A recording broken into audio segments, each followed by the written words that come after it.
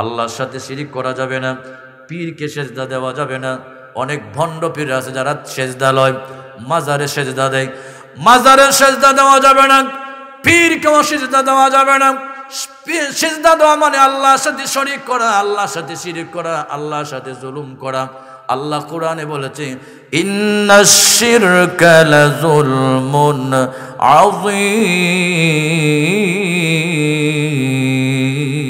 আযীম। আল্লাহু আকবার। কিন্তু দুঃখ হলো, আফসোস হলো, আমার আপনার মতো পাঞ্জাবি জুব্বা আবা কাবা লাগাইয়া যারা টিভি চ্যানেলের পর্দায় বসে বসে বলে রাসূলুল্লাহ কিয়ামতের দিন শাফাআত তো দূরের কথা, রাসূলুল্লাহ মিজানের দিকে ফেল করে তাকায়া থাকবেন, তার কি হাল অবস্থা হয়? নাউজুবিল্লাহ বাড়ি দিয়ে কইবেন, জোরে বলেন নাউজুবিল্লাহ। এই দেশের দালাল, ইহুদিদের দালাল, আলে খাবিস, আলে খারাস, এরা কিয়ামতের দিন রাসূলুল্লাহর শাফাআত বিশ্বাস করে না। এরা বলে রাসূলুল্লাহ কিয়ামতের দিন মিজানের দিকে ফেল করে তাকায়া দেখবেন রাসূলুল্লাহর গুনার কি অবস্থা হয়। এরা দালাল।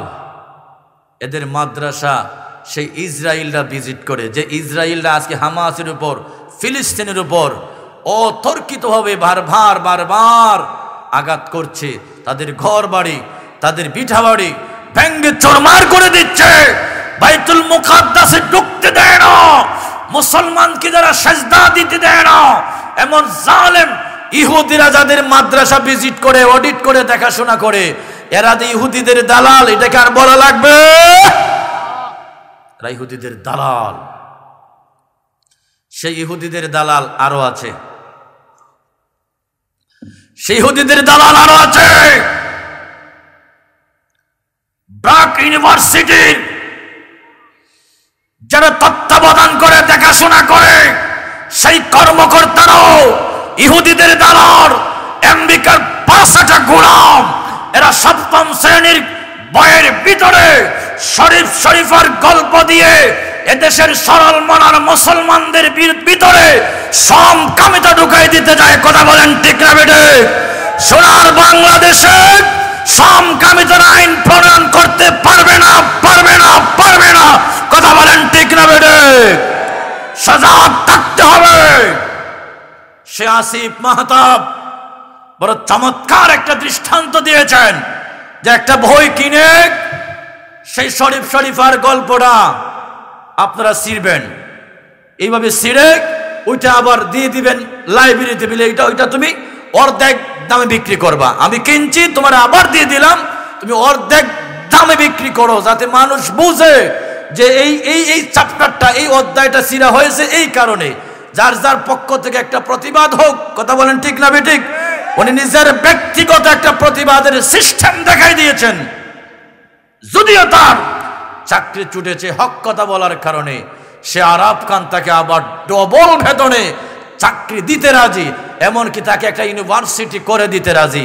একটা জিনিস মনে রাখবেন, ওকুল জাল হক ওয়া যাকাল বাতিল, সত্য যখন এসে যাবে মিথ্যার বেল থাকবে না। কথা বলেন ঠিক না বেঠিক? হক কথা সবসময় বলে যাবেন। কে ভালো বলল, কে খারাপ বলল, কে দাওয়াত দিল, কে দাওয়াত দিল না, কে মুস্কি হাসি দিল, কেউ দিল না, সেটা দেখার বিষয় না। হক বলে যাবেন, হক বলে যাবেন। আল্লাহর সামনে তো হক না বলেন, কিয়ামতের দিন বুবা শয়তান হয়ে দাঁড়াবেন। নবীর হাদিস। আল্লাহু আকবার। সারজার অবস্থান থেকে প্রতিবাদ করুন। শুধু আলেম উলামার দায়িত্ব না আমি এগুলো বলা, আপনাদেরও দায়িত্ব, আপনাদেরও হক এগুলো বলা। সারজার অবস্থান থেকে মানুষের মতো মানুষ হন, দেখবেন মানুষ দৌড়াবে। সোনারগাঁড়ের সেই ব্যারিস্টার সুমন সাহেব দেখছেন, মধুপোকার মতো যুবকরা, এই যে আপনাদের মতো যুবকরা দৌড়ায়, যুবকরা তার পিছনে দৌড়ায়, খাইয়া না খাইয়া দৌড়ায়, নিজের টাকা খরচ করে দৌড়ায়। মানুষের মতো মানুষ হয়েছে, মানুষের জন্য তার জান প্রাণ আত্মনিয়োগ, বারবার তার নিবেদিত প্রাণ, নিজের জানটা খুলেতে প্রস্তুত, মানুষের মতো মানুষ হয়েছে।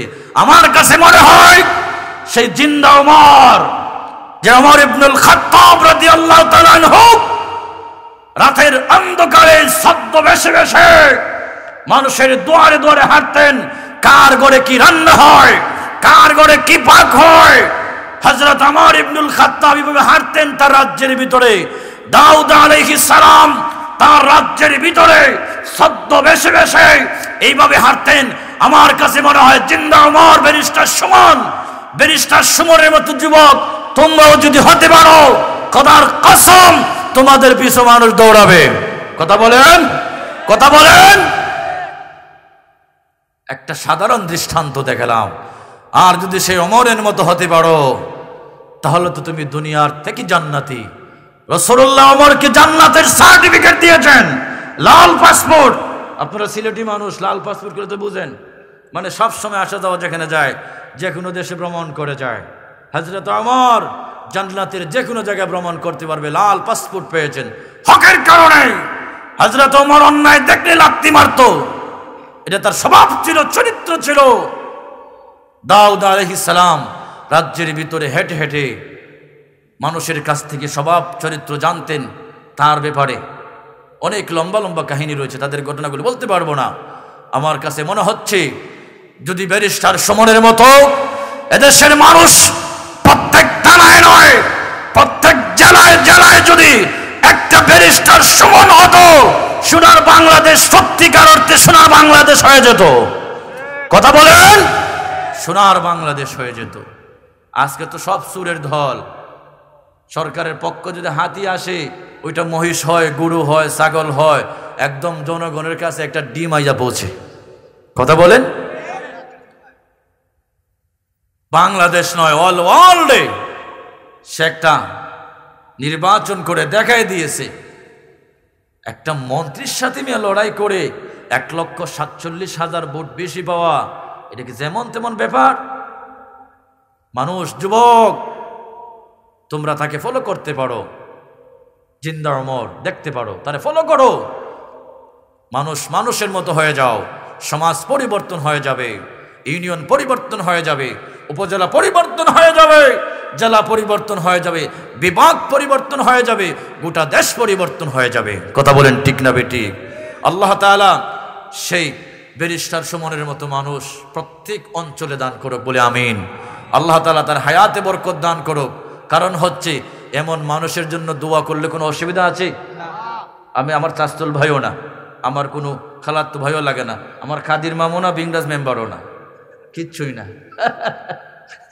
সে খাদির মামুও না, আমার কিন্তু মামাও লাগে না, ভাইও লাগে না, কিন্তু আমি ও হুজুর এলাকার না, ঠিক আছে, আমার এলাকা ও চুনারঘাট, আমার জন্মস্থান ও চুনারঘাটে।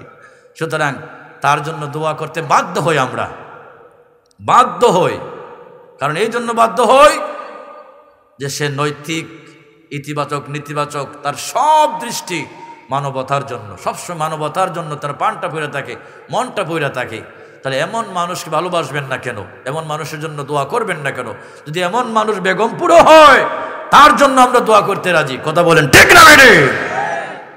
ভাইরা আমার, সর্বশেষ কথা হলো আমাদের সবচেয়ে ফলো করার যে জিনিস কোটা বললাম, তিনি হচ্ছেন আমাদের জান, আমাদের প্রাণ, প্রিয় নবী সাল্লাল্লাহু আলাইহি ওয়াসাল্লাম।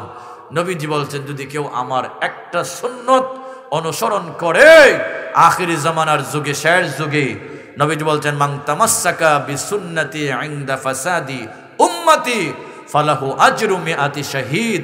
নবীজি বলছেন, শেষ জামানার আমার একটা সুন্নত কেউ ধরে রাখে, আমি রাসূলুল্লাহ বললাম, তার আমল নামায় আল্লাহ তাআলা 100 শহীদের সওয়াব দিবেন।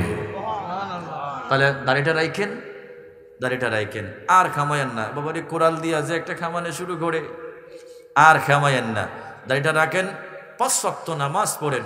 ছোট্ট একটা আমল দেই, আমার একজন চাচা সেনাবাহিনী, প্রায় 1000 কর্মকর্তার অফিসার, যিনি আব্দুল হালিম বাবুল, আমার চাচা বলছেন, বাজান মাঝে মাঝে 1-2টা আমলের কথা ওয়াজে কইেন। আমার বাজানের কথাটা মনে হয়ে গেল, ছোট্ট একটা আমল দেই, সুবহানাল্লাহিল আযীম ওয়া বিহামদিহি সুবহানাল্লাহিল, আচ্ছা, একজন মহিলা দোয়া চাইছেন, সুবহানাল্লাহিল আযীম ওয়া বিহামদিহি সুবহানাল্লাহিল আযীম ওয়া বিহামদিহি। উম্মে সালামা রাদিয়াল্লাহু তাআলা আনহা, আমাদের আম্মাজান রাসূল পাকের বিবি, এই হাদিস খানা বর্ণনা করেছেন, যারা এই দোয়াটা ফজরের পরে 3 বার পড়বে, আল্লাহ তাআলা তাকে কুষ্ঠ রোগ থেকে, পচন রোগ থেকে, পক্ষাঘাত থেকে নাজাত দিবেন, মুক্তি দিবেন। সুবহানাল্লাহ। আমলটা করেন ভাই। আমার সর্বশেষ কথা হলো, এই মাহফিলটা আগামীতে হোক, এটা আমরা চাই কি চাই না? আমরা চাই কি চাই না? আচ্ছা আচ্ছা, যদি আল্লাহ তাআলা 15 পর্যন্ত না, মাশাআল্লাহ মাশাআল্লাহ, তাহলে একটু প্রাণ খুলে মহব্বতে দুরূদ শরীফ পড়ুন। আল্লাহুম্মা সাল্লি আলা মাওলানা ওয়া আলা আলি মাওলানা। মহব্বতে পড়েন আল্লাহুম্মা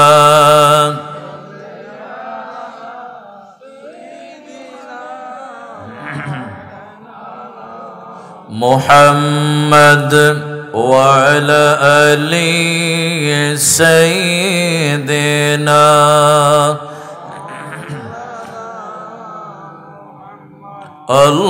আল্লাহুম্মা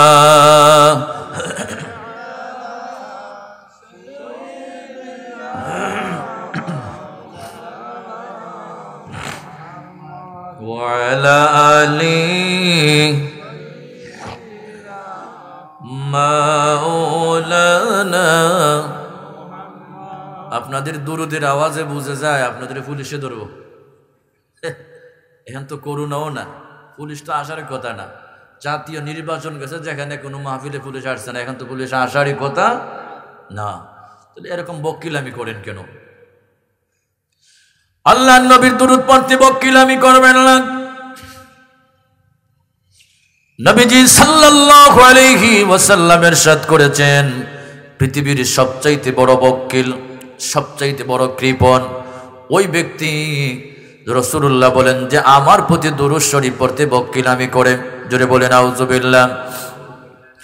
হুজুরে গাউসে পাক আব্দুল কাদের জিলানী গুনিয়াতুত তালিবিন হাদিস কানে নকল করেছেন।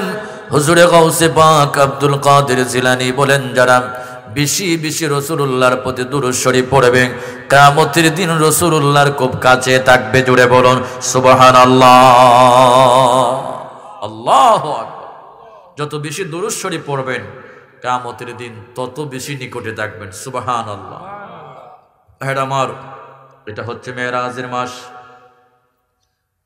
রাসূলে পাকের মেরাজের মাস। এই মাসের 26 তারিখ দিবাগত রাতে আল্লাহর নবীজি মেরাজ করেছেন। এটা সবাই জানেন, আল্লাহর নবীজি মেরাজ করেছেন। এটা রাসূলে পাক একবার মেরাজ নয়, রাসূলে পাক 24 বার মেরাজ করেছেন। সুবহানাল্লাহ। আল্লাহর প্রিয় নবী, দুজাহানের বাদশা নবী, মদিনার নবী মুহাম্মদুর রাসূলুল্লাহ সাল্লাল্লাহু আলাইহি ওয়াসাল্লাম 24 বার আল্লাহর সাথে মেরাজ করেছেন। ওইটা ছিল স্বপ্ন যুগে খাবে। আর 27 রজব যে মেরাজ করেছেন, এটা ছিল সশরীরে আল্লাহর সাথে মেরাজ। জুড়ে বলুন সুবহানাল্লাহ। আমার ভাইরা, এটা মেরাজের মাস। আবার 6 তারিখ গরিব নওয়াজের ওফাতের মাস। আবার 13 তারিখ মাওলা আলীর ভেলাদত শরীফ আগমনের দিবস। সুবহানাল্লাহ। নারে তাকবীর, নারে রিসালাত, নারে তাকবীর, নারে রিসালাত। আহলে সুন্নাত ওয়াল জামাত মাসলাকে আলা হযরত প্রধান অতিথির আগমন, শুভেচ্ছার স্বাগতম। মাওলানা মুরসালাম মাহফিল কমিটির পক্ষ থেকে নারে তাকবীর। আল্লাহু আকবার। সম্মানিত এলাকাবাসী, আজকের এই নুরানি ইমানি মাহফিলের সম্মানিত প্রধান অতিথি, সুদূর ঢাকা থেকে আগত বিশিষ্ট ইসলামী চিন্তাবিদ, মুফাসসিরে কুরআন, আন্তর্জাতিক খ্যাতি সম্পূর্ণ মুফাসসিরে কুরআন হযরত মাওলানা আলহাজ মুশাররফ হোসেন হেলালি সাহেব হুজুর আমাদের মধ্যে এসে উপস্থিত হয়েছেন। আপনারা এদিক সেদিক ঘোরাফেরা না করে আপনারা প্যান্ডেলে চলে আসেন। আলহামদুলিল্লাহ বলি। ওই যে আমি শুরুতেই বললাম, আমি আল্লামা সুফিয়ান সাহেব হুজুরের ফলো করি, বক্তা হয়েছে।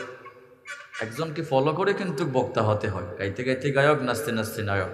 কেউ কিন্তু উঠ করে কেউ বক্তা হতে পারে, একজনকে ফলো করতেই হয়। আর হুজুরের ওয়াজ শুনতে শুনতে হুজুরের বাচনভঙ্গি, উপস্থাপক আমার কাছে মনে হয় বক্তার জগতে এক আইডল। হুজুরের যে হ্যাট্রিক, যে বাচনভঙ্গি আমার কাছে এত ভালো লাগে। আমি হুজুরের কাছ থেকে কথা শিখেছি, বাচনভঙ্গি শিখেছি। আলহামদুলিল্লাহ। আপনারা এখন নকল না, এখন মেইন কপি দেখবেন। আল্লাহর রাস্তায় যারা আশেপাশে আছেন মেহেরবানি করে আসে যান। বলছিলাম 1 মিনিট, এটা হচ্ছে কয়েকটা ফজিলতের মাস, এরপরেও কাছাকাছি রমজান। আল্লাহুম্মা বারিক লানা ফি রজব ওয়া শাবান ওয়া বাল্লিগনা ইলা শাহরি রমাদান। এই দোয়াটা বেশি বেশি পড়বেন। আর ওয়াফাত শরীফ হলো গরিব নওয়াজের, হুজুরের কাছে রেখে দিলাম। তারপরে মাওলা আলীর 13ই রজব বেলাদাত শরীফ, আগমন শরীফ, যিনি বেলায়াতের সম্রাট। আজকেও দেখলাম নশরুত্তিব কিতাবে আশরাফ আলী থানভী সাহেব আবদুল্লাহ ইবনে আব্বাস থেকে একখানা হাদিস দারিমী শরীফের। আশরাফ আলী থানভী সাহেব আমাদের আলেম না, কওমি অঙ্গনের বড় একজন আকাবির, ঠিক আছে। উনি লিখেছেন যারা আহলে বায়াত কি, যারা আহলে বায়াতের মহব্বত যাদের ভিতরে বলেছেন, যারা আহলে বায়াতের মহব্বত যাদের ভিতরে নাই, এদের ভিতরে ঈমান নাই। যাদের ভিতরে আহলে বায়াতের মহব্বত ঢুকাতে পারবে না, এরা কখনো ঈমানদার হতে পারে না। আমরা আহলে বায়াতকে ভালোবাসতে চাই কি চাই না? একটা জিনিস নবীজি বলছেন, তোমরা আমার মহব্বত, তোমাদের বাচ্চাদেরকে আমার মহব্বত শেখাও, আহলে বায়াতের মহব্বত শেখাও। 3 নম্বর হলো তোমরা কোরআনের শিক্ষা দাও। আমরা আগে কোরআনের শিক্ষা দেয়, মক্তবে পাঠাই, মাদ্রাসায় পাঠাই। আহলে বায়াত কি জিনিস এটা আমাদের বাচ্চারাই জানে না। কথা বলে যে বসে কোরআন সিফারা কায়দা শরীফ শিখে, ওই বসে আমাদের বাচ্চা কাচ্চারা আহলে বায়াত কি জিনিস এরা বুঝে না। যদি কোনতে দাঁত ব্যাট কেটে হাসিয়ে দিবে। আর ভাইয়েরা, আহলে বায়াতের মহব্বত শিখাবেন। এখন তো আহলে বায়াতের কথা বেশি বললে আবার বলে শিয়া। আল্লাহ আমাদেরকে সেই শিয়ার থেকেও হেফাজত করুক, খারিজির থেকেও হেফাজত করুক। আমরা আহলে বায়াতকে ভালোবাসি, সাহাবীদেরকেও ভালোবাসি। কথা বলেন ঠিক না বেটি? আমি হুজুরকে বসে আরবি আদবে করি না, হুজুরের কাছে ক্ষমা চেয়ে দোয়া চেয়ে সকল অ্যারেঞ্জমেন্ট যারা করেছেন সবার জন্য দোয়া। আল্লাহ তাআলা প্রত্যেকে কবুল করুক, আল্লাহ তাআলা প্রত্যেকের জান